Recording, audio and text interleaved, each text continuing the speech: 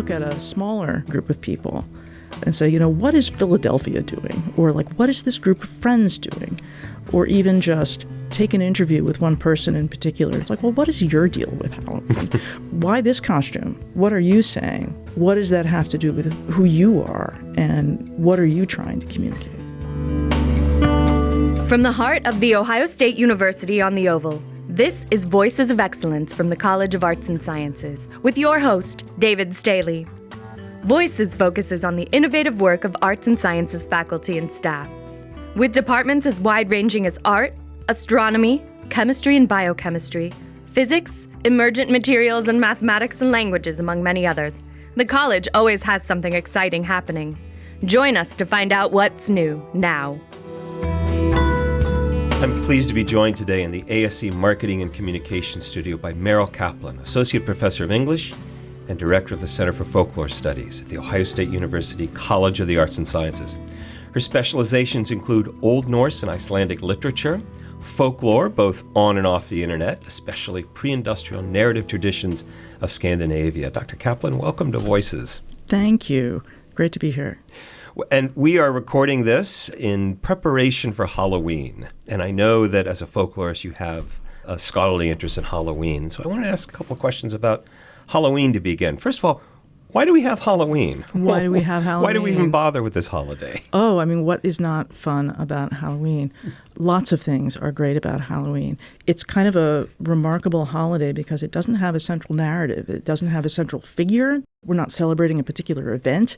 It's not in memory of anybody. It's just this sort of many-limbed festival in which all age groups have roles, and they can be very different roles, and we age into one set of traditions and out of another.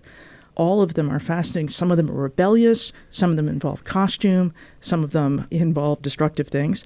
Some of them involve food. Some of them involve guising, the going door to door and in Disguise. Costume. Yeah. Well, it's specifically being in a marked dress, disguise of some kind, and making house visits, going house to house and asking for some kind of thing, possibly in return for a little dance or a little tune or something like that, even if it's as short as just trick or treat, or the longer version from when I was a kid, at any rate, trick or treat, smell my feet, give us something good to eat. That is You and I might be the same age. It's possible. It's possible. I think some of that is still around. But there's just so much. And then there's the folklore about Halloween, that is sort of encrusted around it, beliefs about Halloween, beliefs about the contamination of candy.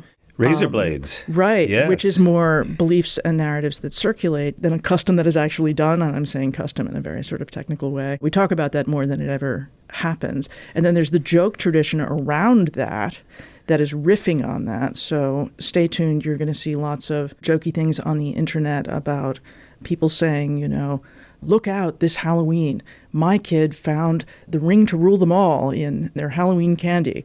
My kid found critical race theory in their Snickers bar. And so it just is this endless sort of hall of mirrors of tradition and commentary, and the commentary is itself folklore. Is there any similarity there with other holidays? That sort of panoply of customs and those sorts of things. Is there anything like that? Christmas, let's say. Christmas has got a lot going on as well. Christmas and New Year's, if you put them together, certainly. Older forms of Christmas used to be a lot more like Halloween. So there had been a really robust custom of some guising and of kind of chaotic partying in the streets, possibly in costume. There's some of that still in Philadelphia, the Mummers Parade. And some of that guising and mumming has sort of fallen out of American tradition in connection with Christmas, though there may still be caroling. And you go caroling, you do a little performance, and you hope to be asked inside and given a little bit of hot cider, or hot chocolate, and then you go on your way. So that has something to do with an older guising and mumming tradition. There's still some regional stuff like bell snickling, which is in the U.S., but some immigrant German cultural heritage areas have got at least echoes still of getting up in kind of outlandish disguises, outlandish garb, and going house to house and doing a little jig and sort of scaring the children. There's still, some costume and going house to house with Christmas in places where someone dressed as Santa might make visits, aside from the coming down the chimney and, eating your food part. This is more a European thing at this point, but there's older customs about and older narratives about Father Christmas being accompanied by a more demonic figure, some representation of the devil. And in some places, that's still active in Europe, and there is this sort of, especially in some place like Holland, there's this unfortunate slippage between, is this a dark figure morally, or is this a dark figure racially? And the figure of Zwarte Piet is very contested. Yeah. And that is also fascinating and a thing for folklorists to look at. Where's blackface? Where's blackface? Yeah. Why do we wear costumes at Halloween? Why do we? See, because I have folklorist training, I want to push back with a question to that.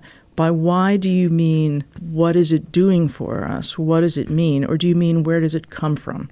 And how about both? Okay. Let's start with, where does it come from? Where does it come from? Dressing for Halloween has changed over time. If you looked at costumes before the 50s, that's before Hollywood and horror really becomes part of. Sort of the horror stuff comes in the 70s, is my understanding.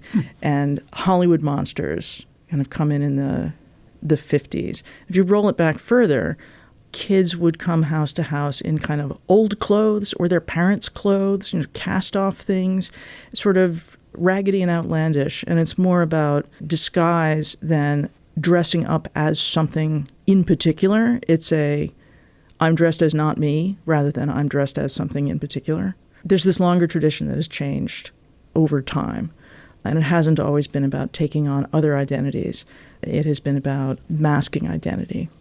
You've said here at a number of points, because you're trained as a folklorist, and I'd like to spend a moment talking about that. What does that mean? You're a folklorist who's looking at Halloween. How is that different, say, from an historian like myself? Right. See, I kind of just did a history thing. It's like, where does this come from? And there's certainly a how have things changed over time aspect to what folklorists do, or what some folklorists do. But we also look at things in the moment as culturally meaningful. So with something like costumes, why do we do the costume thing at Halloween?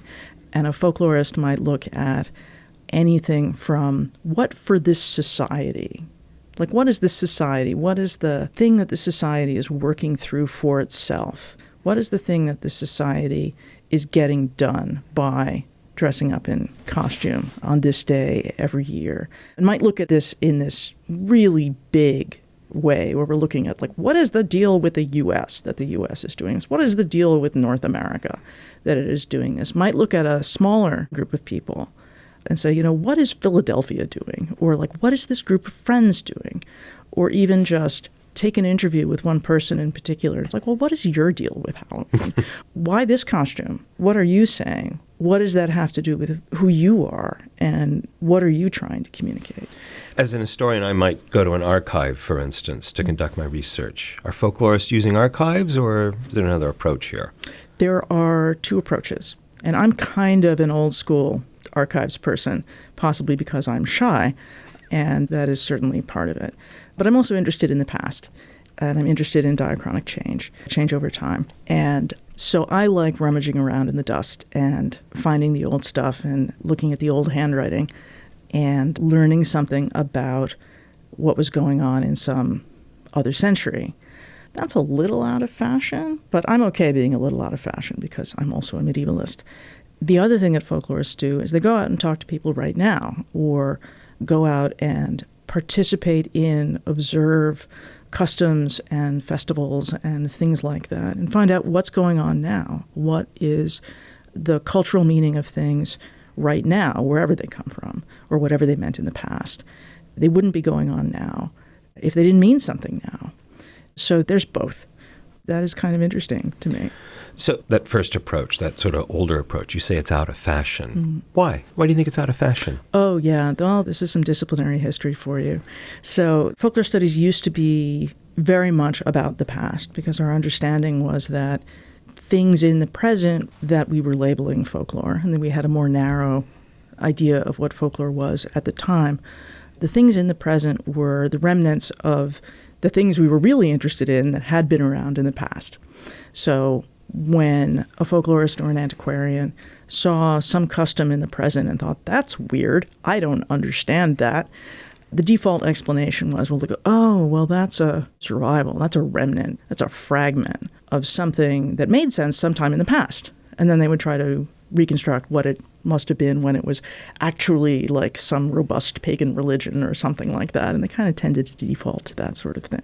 There was a big correction because a lot of that doesn't work. Like sometimes things are survivals, but things exist in the present because they're meaningful in the present also. People are not machines. We don't just like automatons keep doing what we've always been doing. Things are meaningful to us. That's why we keep doing them. And the reason that we're doing them may change over time. Your grandmother may have done something for one reason, and then you do it maybe because grandma did it because it's meaningful to you because it was a grandma thing, and grandma's not around anymore.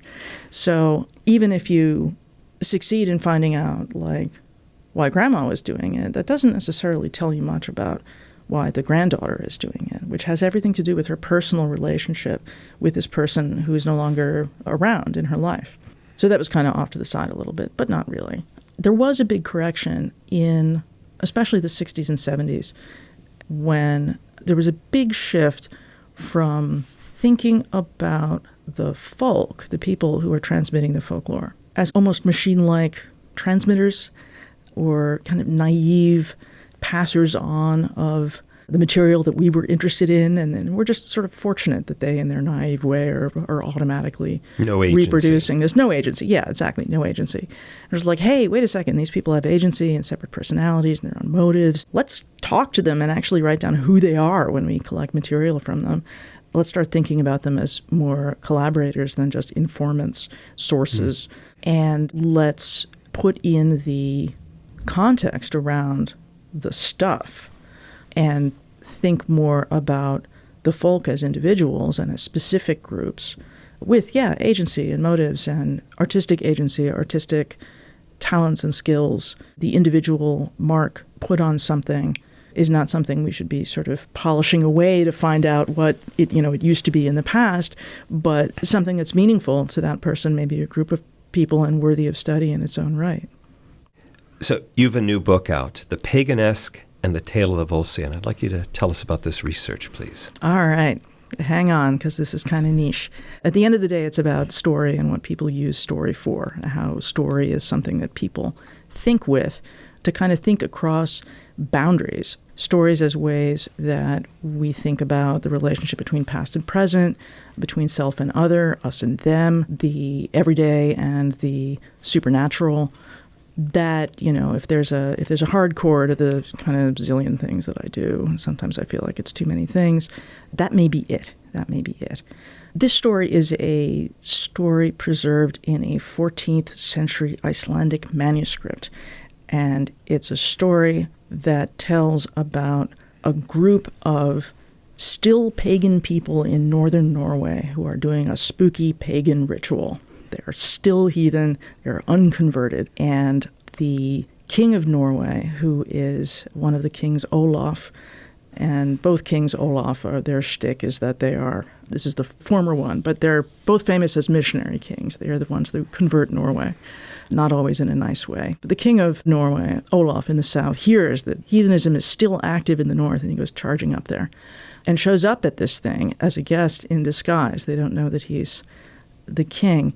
And he witnesses the most remarkable thing. He witnesses the woman of the household, the old woman, bringing out with great ceremony a preserved, pickled, magically animated, named horse penis. Oh, my goodness. Right, yes.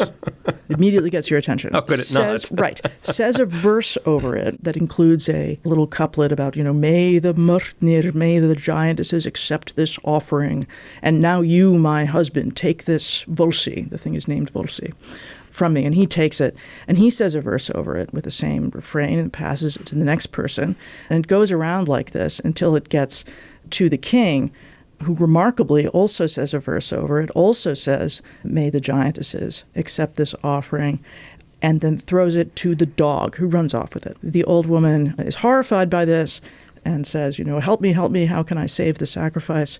It doesn't work, of course. The king leaps up, reveals himself, it is Olaf, and he converts everyone to Christianity. So it's obviously a story to make Olaf look good. It is an episode in a larger saga of the king, which is all about making the king look good, and specifically look good in terms of bringing the true faith to Norway. It's also clearly a story that is about making paganism look bad. Because it's such a detailed description of something that purports to be a pagan ritual, scholars have gotten very excited about it. And so a lot of the scholarship about the tale of Olsi is this reliable as a source of information on what pre-Christian religion in the North looked like? The technology of writing comes in with the church. And so we don't have written sources by people who worshiped Thor and Odin. So it's reasonable to get excited about something. It's like, is this reliable? Is this a survival of information? I mean, this sometimes happens. Into the Christian period, that would be fantastic. Big debate. No consensus. Two camps. One that says, this is too good to be true, and it's too gross to be true. I mean, this is clearly just, this person didn't know anything, but came up with the grossest thing that he could come up with, and that's it. And there's the other camp that says, no, this is the real deal. This is a memory of an ancient fertility ritual, diabolically animated pickled horse penis being passed around. What else could it possibly be about? It's phallic worship. So the center of this is, the male reproductive organ, and therefore this is about reproduction, therefore this is about fertility, and this is fantastic. We have a source about what people before the introduction of Christianity might have been doing to ensure the fertility of livestock and the fertility of the fields. That's the story. That's sort of the narrative itself, and also like the scholarly stories, what people have been telling themselves and each other this means. So which side of that debate do you fall? I think it's the wrong debate. Oh. Yeah. I thought you might say that. Yeah, I think it's the wrong debate. First of all, we've come to a standstill. Second of all, I think there's some other questions that we can ask here.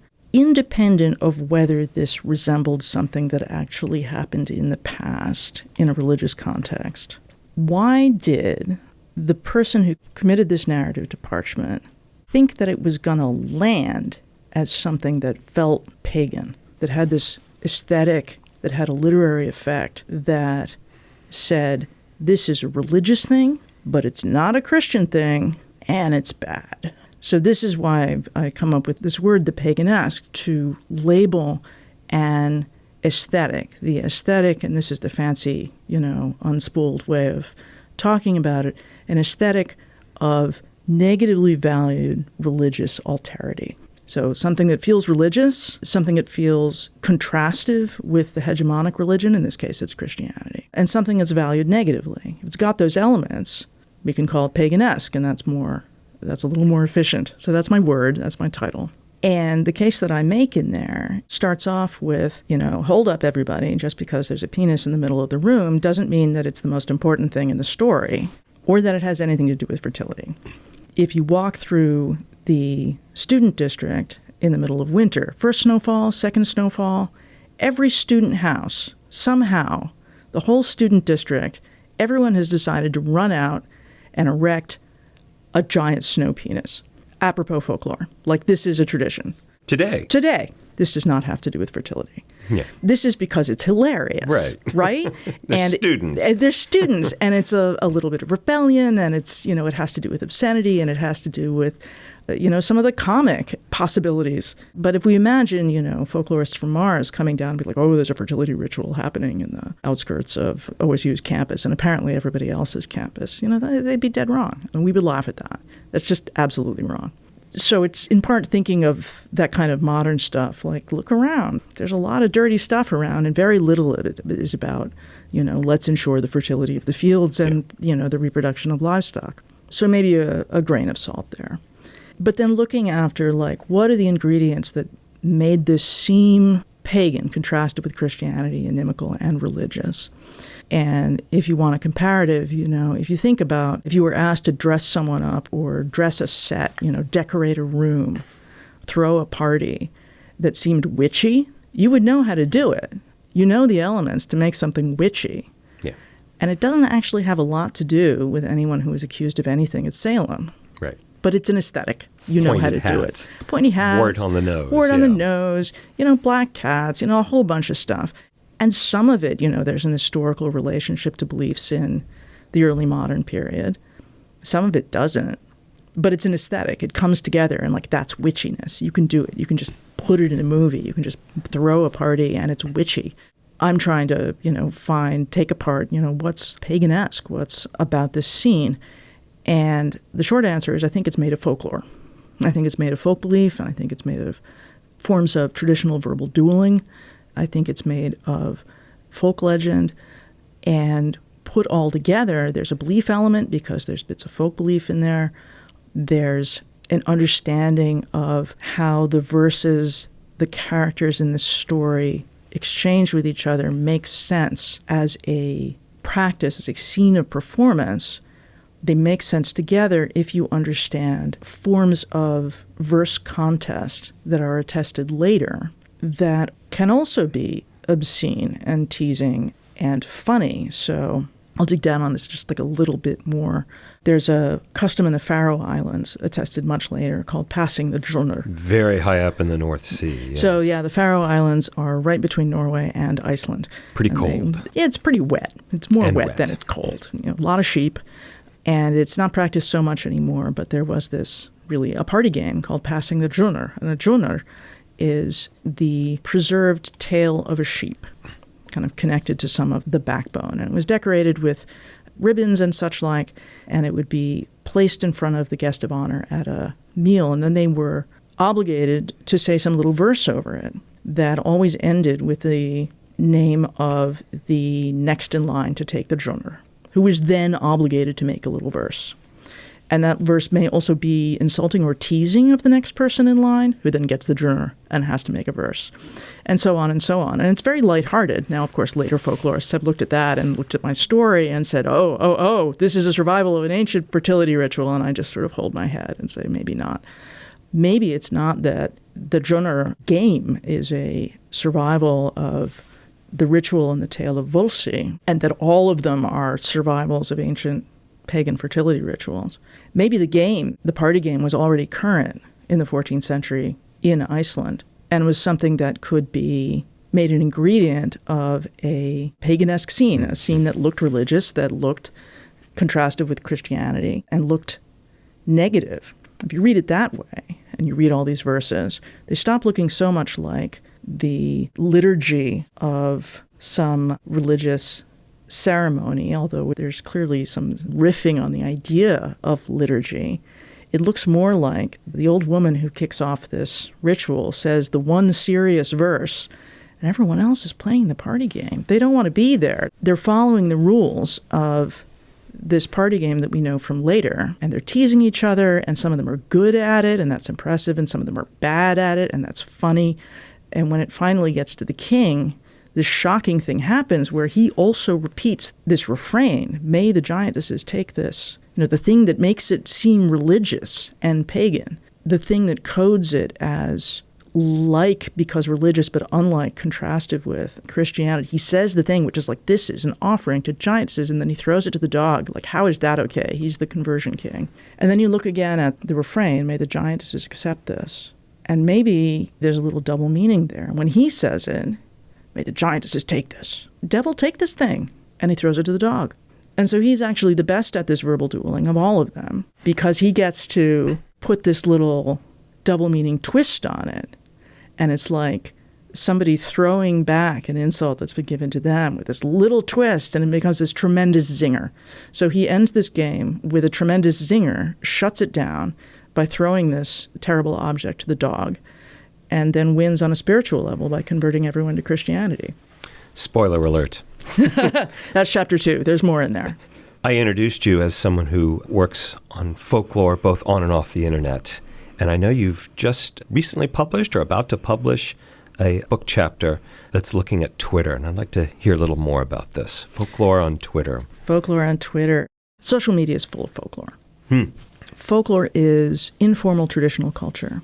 It's the culture we make for ourselves. And some of it is, oral tradition. It's face-to-face communication. But if you think about folklore and your association is with the oral tradition, it's because you have sort of the survival, the remains of a 19th century idea about folklore when it was thought to be something that kind of the peasantry in the countryside had. And we knew that it was, naive and uncultured and all that kind of thing because they couldn't read, because there was not as much literacy in the countryside. And so they were not influenced or corrupted by learned, or, heaven forfend, foreign influences. The whole history there is a little distasteful at times, but, we continue to work our way through it. I think we're better at what we do because we're very conscious of that. But literacy is super widespread now. And so informal traditional culture, informal person-to-person communication, we have all sorts of media at our disposal. We do it through texting, we do it on Reddit, we do it on social media, we send email, all kinds of things. So any means of communication that we have, we will use it to transmit folklore, among other things. These days, that folklore is less likely to be a whole folktale, but it may be a rumor, it may be a joke, and it may be, oh, did you hear this story that other people say is true, or other people say is happening, but of course we know better, but you just told the story too. It may be that kind of stuff, these sort of conversational genres, which I'm very interested in. Nobody on Twitter or on social media starts with, let me tell you a story, everybody gather round. Everybody gathering round is not as available on social media either. But the conversational genres, the things that pop up in the context of less patterned communication, things that are not folklore, that are just communication, that are just getting things done. Jokes, rumors, they pop up and they go away. They're not framed with this, let me tell you a story, or necessarily the did you hear the one about, though sometimes they are. So it's full of folklore. And some of it's visual because we pass around jokes that are visual in the form of memes and photoshopped pictures and all manner of things. Is folklore on the internet or on social media different from other types of folklore?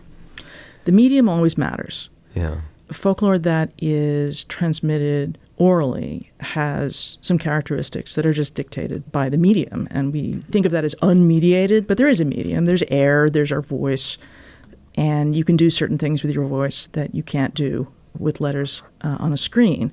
There are things you can do with letters and other symbols on a screen that you can't do with your voice. What a more communications or STEM type person might call the technical affordances are different. But all that means is that the capabilities of the medium always matter. And whatever they are, people will exploit them to the fullest to create meaning and to communicate ideas. Why are you a folklorist and not an historian or, a sociologist or something like that? Why did you end up in folklore? Why did I end up in folklore? I have various stories about this, and all of them are true, but some of them contradict, and I think that is fine. The one answer to that, I think, is that my interest in stories is especially in the stories that are sticky. Sticky, that keep getting repeated. I'm not a literature person in terms of contemporary literature. I'm interested in medieval literature, but medieval literature also is in this tradition of reproduction where it's copied over and over by hand from manuscript to manuscript. And a lot of it is anonymous. This is a little like folklore, where a lot of it is anonymous, and it's just repeated. And you heard it from a friend of a friend, and it's just kind of in the air. It's going around. It's gone viral. It's become a thing.